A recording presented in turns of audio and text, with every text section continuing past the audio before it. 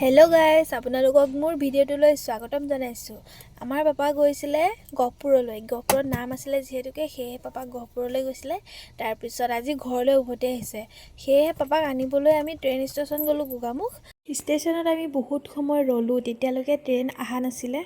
Train আহি পাই মানে অলপ ইফালে সিফালে ফুৰিয়ে ল'লোঁ। তাৰ পাছত অলপ সময়ৰ পাছতে ট্ৰেইনখন আহি পালেহি। এয়া চাওকচোন, ওপৰৰ পৰা কিমান ধুনীয়া লাগিছে দেখিবলৈ। তাকে ভিডিঅ' এটাকে বনাই থলোঁ।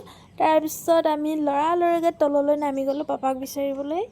অলপ সময় বিচৰাৰ পিছত পাপাক লগ পালোঁ। আজিলৈ ভিডিঅ'টো ইমানতে সামৰিছোঁ। Bye bye.